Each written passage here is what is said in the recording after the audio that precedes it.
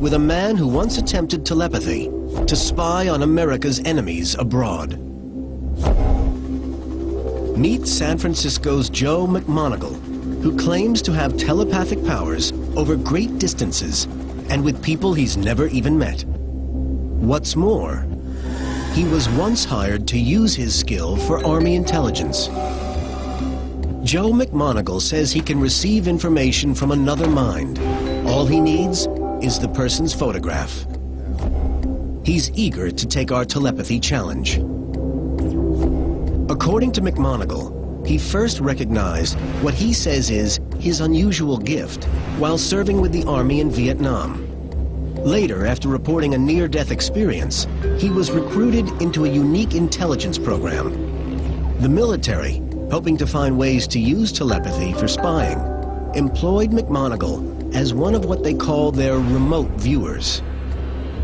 Hoping to witness McMoneagle's skills in action, we asked British program researcher Rachel Curran to select a number of locations around San Francisco. She's never visited the Bay Area before, and her choices are random.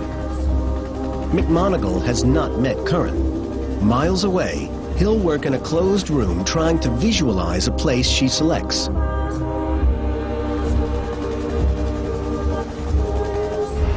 Curran chooses 6 locations and photographs them. There's a yacht marina, a rock quarry, Dumbarton Bridge, Palo Alto Municipal Airport, Stanford University's football stadium, and a giant redwood tree. Duplicate sets of photos of each location are put into 2 sets of envelopes. Then they're given to a lawyer for safekeeping until McMoneagle gets to work the next day. I'm unlocking the locked drawer here, and I'm taking out these envelopes, which have been in the drawer here overnight, and no one else has had any access to this office during the time. The lawyer picks 1 set of Curran's photos with a throw of a die. This random selection process ensures that neither Curran nor McMoneagle can influence the selection. So we're going to see what envelope to pick.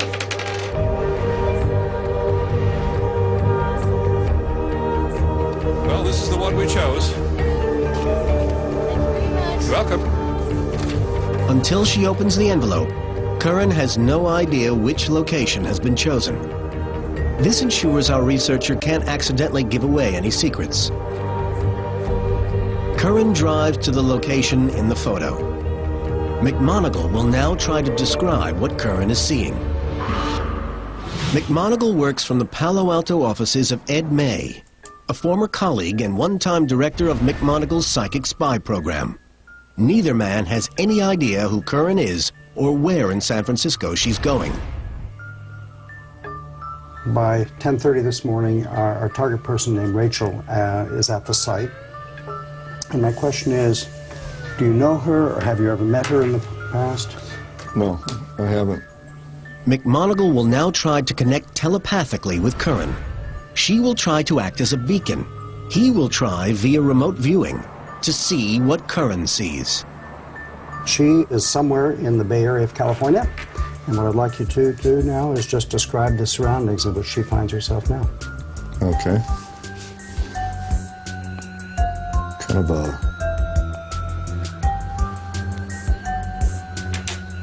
half arch. There's something dark about it.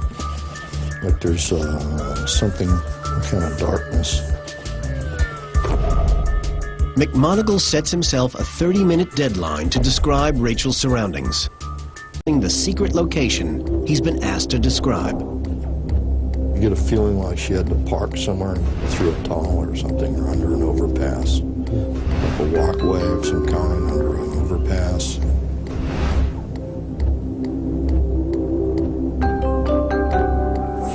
And then there's an abutment, just like a high overhang. This is way up over her head. From time to time, McMoneagle's former colleague Ed May keeps him focused on Curran by showing him her picture.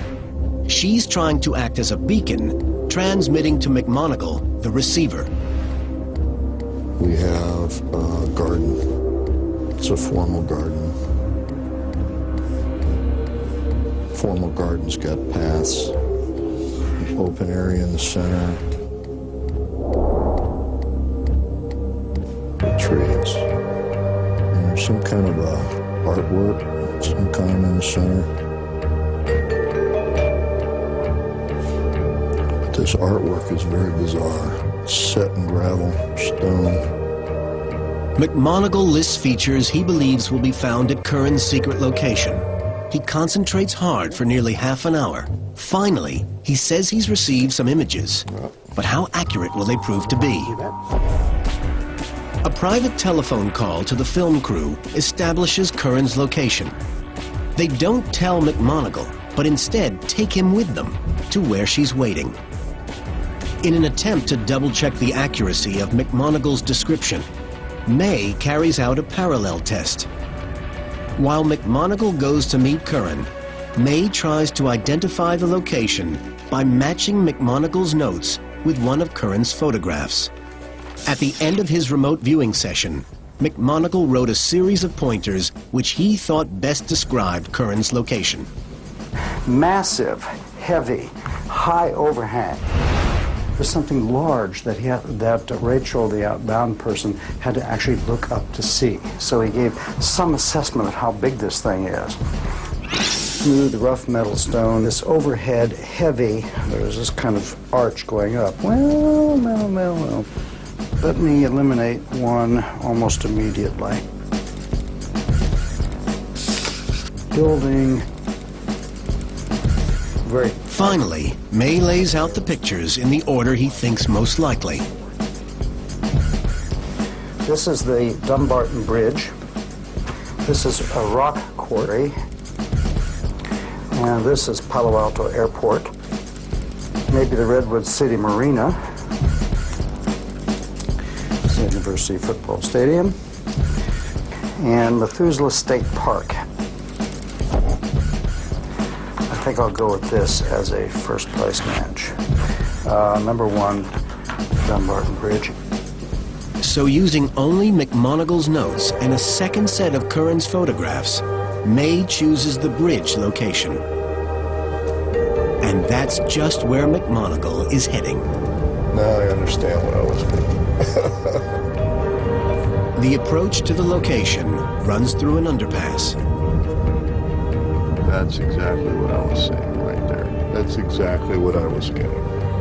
Although his earlier description didn't match exactly, McMoneagle believes he's in the right place.